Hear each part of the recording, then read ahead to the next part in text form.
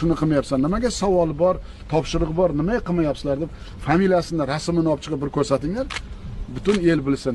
Bilasizlarmi, u 3 ta 4 ta qarordan ham ko'proq ta'sir qiladi. Sizlarning kuchlaring katta.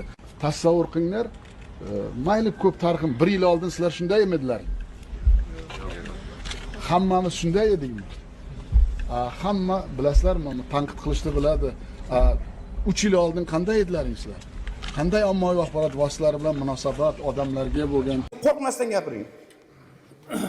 Bu yoqqa qanaqa kelib qoldingiz? Mana qarangda, mana Namangandan kelishingiz avvalambor sizlarni mehmon qilib jo'natdik. Rahmat. Sizlarni eshitish kerak. Dardinglar bormi? Dardinglarni hal qilish kerak, ko'mib tashlash kerak emas. Shu maqolgacha qayerga murojaat qildinglar va Olim Sulaymonov YouTube kanali orqali mana shu topib kelibsiz.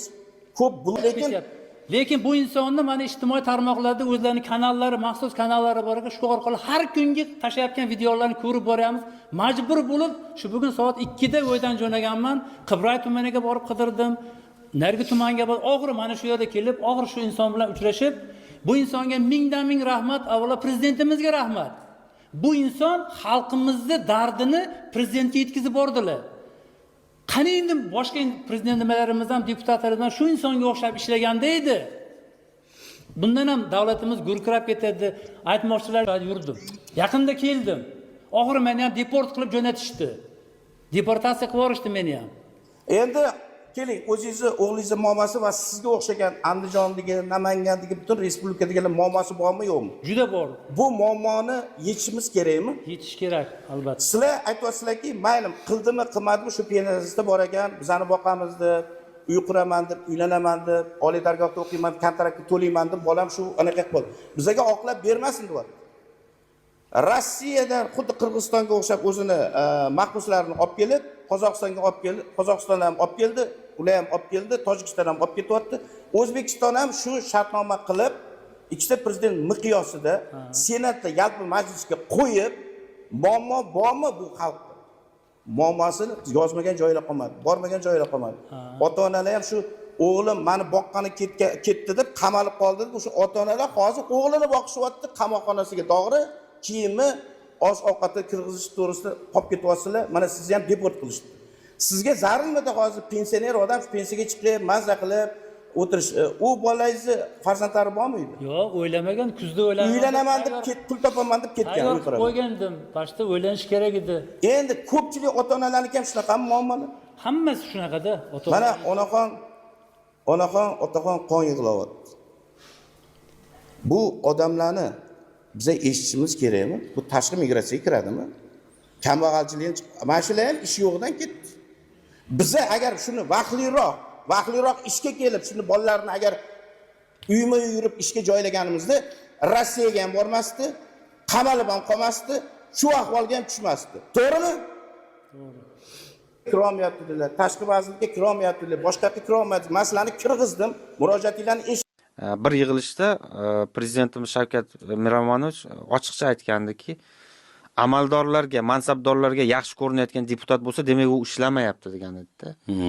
Amaldorlarga yaxshi ko'rinadigan deputat ishlamayotgan bo'ladi. Deputat yomon ko'rinish kerak aslida degan ma'noda gapirgandida, aniq bilaman. Ya'ni aslida nima uchun yomon ko'rinadi? Chunki u ishlayapti. Chunki u kimdir haqqini talab qilyaptiki, shuning uchun prokurorga, hokimga, unga bunga yomon ko'rinib yuribdi. Va aslida bu o'zi deputat shunday bo'lishi kerak. Men ham shunday deb o'ylayman-da. Baribir odamlar uyg'oqroq bo'lishi kerak.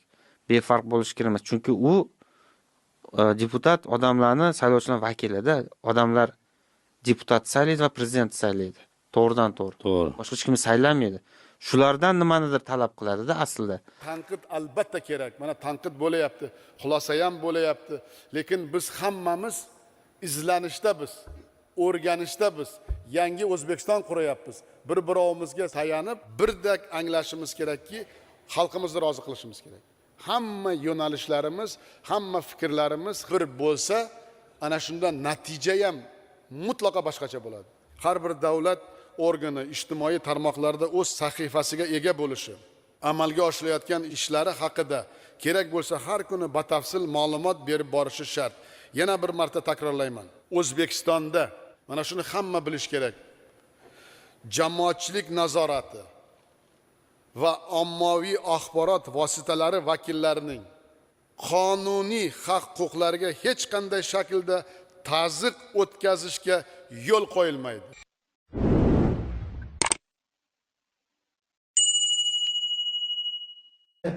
Ming rahmat. Birinchidan operativniy, ikkinchidan bu kutilmas. U yoqda urush ketyapti. Albatta har bitta fuqarolarimizni xavfsizligi prezidentimiz, davlatimiz tomonidan mana Chirchiq shahar hokimi operativ. Qani endi hamma hokimlar shunaqa ishlasa birgalikda. Mentada sal kamchiligi borligi uchun keluvdik, shu bilan qolib ketdik. Bitta dokument to'g'irlash juda qiyin-da. Bir oy oldin chiqdi dokumentni. Уже сразу urush boshlanib ketdi bitta to'satdan. Anga boshlanadi. Rahmat. Ha, Olimjon akaga ham rahmat, shu muammoni topib mana bizga ko'tarib chiqdilar. Bularga ham katta rahmat deb qo'yasiz. Avvalambor yurtboshimizga rahmat. Rahmat. Bugunni o'zida bilet yuborilishga topshiriq berdilar mana. Bilet yuborilib, operativni 3 ta bolangizni o'zingizni O'zbekistonda kutib olamiz. Faqat prezidentimizga rahmat deng. Rahmat aka, shunchalik bizlarni g'amimizni yeyotganingizga. Rahmat kattajon sizga ham. O'ziga rahmat emas, bu muhtaram yurtboshimizga rahmat deng. Shular topshiruvga asosan gaplashyapmiz, yordam beryapmiz. Rahmat kattakon. Nima? Uchta bolalariga o'zlariga bilet olib berilsa bo'ldi. Siz hozir qaysi Livandamisiz? Sen mahallamizdan ketganlar. Ha, yo'da vaziyat chatoq. Kim oilaviymisilar? Yomon, juda oilalimiz. Ha. Kelishga qiynalyapsiz. Dokument sal chatoqli. O'zbekistonda o'qib yuruvdi. O'g'limning dokumentida sal kamchiligi borligi uchun keluvdik, shu bilan qolib ketdik. Bitta dokument to'g'irlash juda qiyin-da. Bir oy oldin chiqdi dokumentni. Уже сразу urush boshlanib ketdi bitta to'satdan. Anga boshlanadi. Onaxon, mana hokimlar 24 soat shtab qilingan momentdan hozir bilet olib berishga mana topshiriq berdilar. Mana hozir hammasiga. Zahra opa yaxshimisiz? Assalomu alaykum Zahra opa, yurtimiz. Yaxshimisiz? Ana bo'ldi, yig'lamang endi. Mana bo'ldi, amalga oshdi. Bir haftadan beri harakat qilyapti. Avvalambor prezidentimizga mana Chirchiq shahar tuman hokimlariga ham ming rahmat. Mana birgalikda tashqi migratsiya bilan birgalikda ishlayapmiz. Bu prezident topshirig'i anaqa svязь uncha emas ekanda bu yerda. Qarang. Onaxon, hozir bilet o'zingizga 3 ta farzandingizga hokim buva bilet olib yuboryapti. Prezidentimizga rahmat desangiz bo'ldi. Svязь mana endi hokim buva sizga ming rahmat. Birinchidan operativniy, ikkinchidan bu kutilmas. U yoqda urush ketyapti. Albatta har bitta fuqarolarimizni xavfsizligi prezidentimiz, davlatimiz tomonidan mana Chirchiq shahar hokimi operativ. Qani endi hamma hokimlar shunaqa ishlasa birgalikda. O'zi birlashdik. 7lik, davlat xavfsizligi, ichki ishlar birgalikda mana shu ma'lumotlar bo'yicha operativniy bilet olib kelib aeroportda kutib olamiz, xudo xolasa. Siz bilet olib bersangiz bo'ldi, qonunlashtirib, mana topshiriq berib, biletini jo'natamiz. Albatta aeroportda kutib olamiz. Malik O'zbekulloh bo'lsin.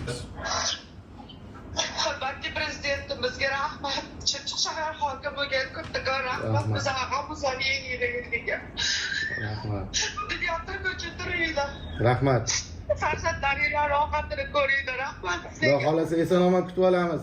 Siqilmang, yig'lamang, hammasi joyida bo'ladi. Eson-omon yetib kelganingizda bir ko'rishib yana gaplashamiz. Ungacha ham salomat bo'lib turing. Xo'p. Bilet olib Rahmat. Ha, Olimjon akaga ham rahmat, shu muammoni topib mana bizga ko'tarib chiqdilar. Bularga ham katta rahmat deb qo'yasiz. Avvalambor yurtboshimizga rahmat. Rahmat. Bugunni o'zida bilet yuborilishga topshiriq berdilar mana. Bilet yuborilib, operativni 3 ta bolangizni o'zingizni O'zbekistonda kutib olamiz. Faqat prezidentimizga rahmat deng.